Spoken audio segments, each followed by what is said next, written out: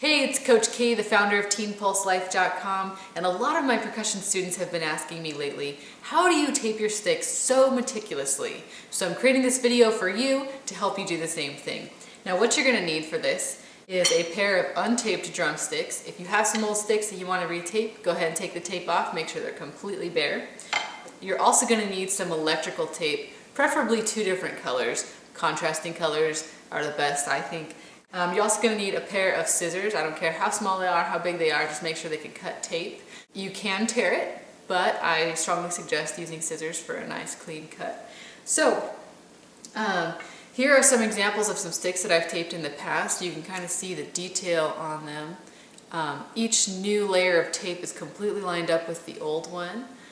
So, got some little detail going on here. Usually you tape marching drumsticks, but because I teach a lot of bucket and trash can groups, we actually use a lot of drum set sticks. And so these ones are a rock N for nylon, and they're by Fig Firth. And I use these a lot in my bucket groups just because the nylon tip sounds great on a plastic bucket, but also because they're not too thin, but they're not too thick that they're gonna break the buckets too.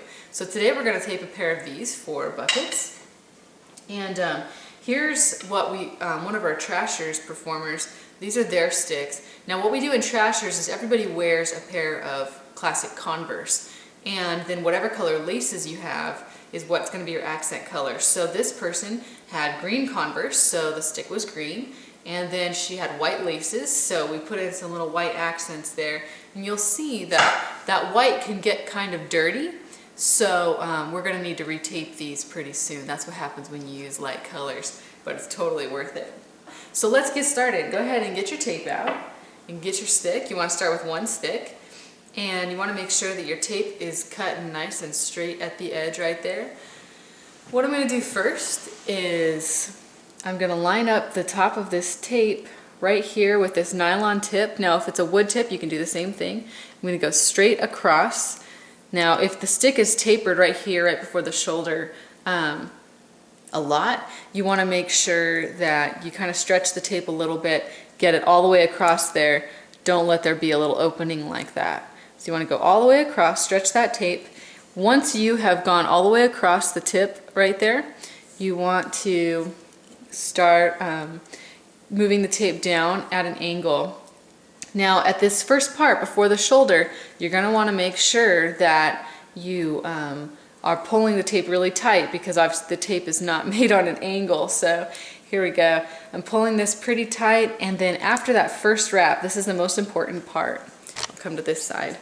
So you can see where the old tape, you can see right here where that line is, where the old tape has covered. So you want to line up your new part of your tape exactly with where that old one left off. And it's going to take a lot of stretching. You're going to have to pull it back and redo it here in the beginning. This is the toughest part. That's why we start on the top. And you want to make sure it's nice and tight. Don't overlap that old tape. Do you see this line right here? That's where the last layer of tape was. You don't want to overlap it, but you don't want to underlap it either. You want to go right lined up with that. And what I usually do is try to mark it and make sure that it's about halfway through this new piece of tape. So after we get this top part done, the rest of it is going to be really quick. So you got to allow yourself to have some patience here, because it will get a little bit nerve-wracking, but it's so nice when you play on a good pair of sticks that are taped really nicely. This is something you can easily do while you're watching a TV commercial or something. I don't recommend watching TV, but if you do, you might as well make the commercials worth it. On a marching stick, there's not as much taper up here, so it's a lot easier and quicker to tape. Okay, we're past that shoulder for good now. Now I'm holding the tape steady here, and I'm using my left hand to spin it. I would suggest, if you are right-handed, you hold the tape with your right hand, because that's where the control is, and hold the stick and spin with your left hand. If you're left-handed, hold the tape with your left hand, and you'll be spinning the stick in the opposite direction.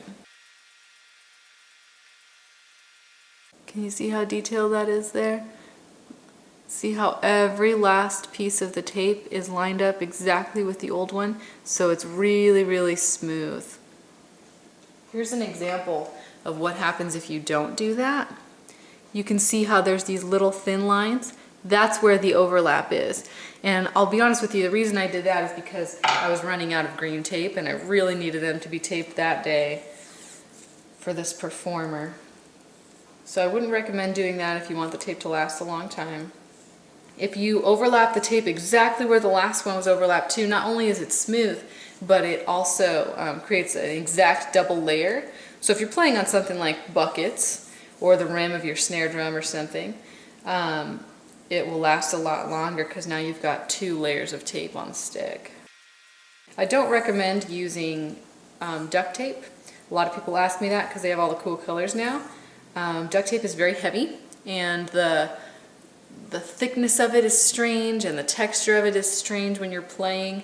It also is very glossy, so it makes your hands sweat, it makes the stick slip, and it's a pain in the butt to get off and retape. Also, it's very difficult to get it to be exactly smooth, which is what you want because you want it to feel like it's still a stick.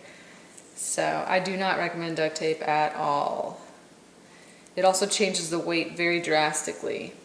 Now here's another thing. You can tape the stick 3/4 or 2/3 of the way down.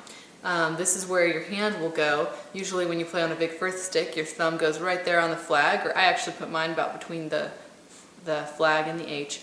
So you can stop it there. For trashers, we actually tape the entire stick because we do a lot of stick flipping, and we use the back of the sticks. So I am going to tape this all the way down. If your hands start to cramp up, that means you're probably doing it right. Now I'm going to turn the whole stick over because I'm getting to the end. But that's really tricky to still see that old line that you're supposed to hit, so actually I'm just going to have to deal with it. But what I am doing, because I'm getting near the end, is pulling more tape out and then twisting the stick to press that on there. You'll see I moved my hand so that there's room to tape now. Now a buddy of mine actually tapes his practice sticks like this, but he tapes them in a spiral one way and he leaves that space like on that green stick I showed you, and then when he comes back to the bottom he spirals up the other way so it creates like a cross pattern, and that makes the stick much heavier so that when you go to play with performance sticks it's much lighter. He also doesn't ruin his sticks very often because it has like a million layers of tape going on. Almost done. My cat's playing in the window. Uh-oh, she found a lizard. It might get loud. Okay, I'm almost to the butt of the stick here. I'll show you what I do when I get to the end. Check it out. All the way down, and then you'll see right where this bend starts to happen. I'm only going to tape to where that bend is, right there.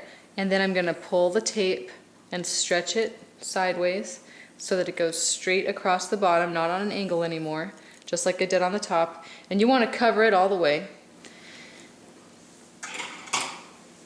And now you just cut it and wrap it up. And there you go, there's the butt of your stick. So here is the stick. It is now completely blue. I'll show you up close here. You can see how that tape completely lined up with the last wrap. Okay, now what I want to do is put some accents on it. So a really easy accent to do is one right here, right above where your hands will be, in the center of the stick. And then you could always do stuff here at the butt. If you're doing a lot of cool things where you do turn the sticks over, like a lot of bucket stuff we do, having something on the butt is really cool. Something else I did for a 4th of July parade is this red, white, and blue. Just a little tiny bit of red and blue here at the tip, and then some on the butt. And then I always like to make the tape different thicknesses because it adds a little bit of flair, because anybody and their grandma can just put some random tape on there. So I cut this red tape in half and I used the other half here at the tip. Now you'll notice that this tape was straight but now it's not really. Parts of it are on an angle. That's because I made this maybe 2 years ago for 4th of July, and so the glue of the tape has started to kind of stretch a little bit and get distorted. So if I was going to go perform with this, I would need to retape just this little bit. But because I only use them on the 4th of July, this white tape looks pretty good still. It's not really that beat up. So that's what you can do there. On this pair of sticks, what I did was, this is the full piece of tape. This was a 1/2 inch piece. I had another roll that was I don't know how thick this is. And then I cut this 1/2 inch piece in half, and I put 1/2 on the side, 1/2 here, and I cut this smaller roll in half, and I put 1/2 here. So it's like small, getting bigger, getting bigger, getting bigger. And I also tried to make the green correlate with that as well. So that's something you can do. Here's the bottoms. It's really important when you put on these accents that you line up the tips of the stick. I suggest putting them on a table. Line up the tips, and then make sure after you do one stick exactly how you like it, line up the other stick. And while they're next to each other, that's when you put on the next piece of tape. So you can make sure they're totally lined up, and the bottom, whatever accents you have are totally lined up.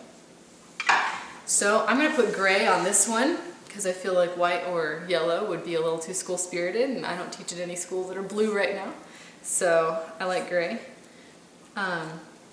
Here's how I measure it. I don't put the sticky side on the tape, I actually put the flat side on. And I wrap it around the stick, and I just kind of measure it. I don't stick it, but I measure it, and then I cut maybe like an extra inch. So put my hand there, and I'll cut it. I think it goes without saying that I'm going to put something on the butt. Now you'll see here, I think I want like maybe about 1/4 inch of blue. I'm not actually going to measure it because I'm going to line it up with the other stick to make them match.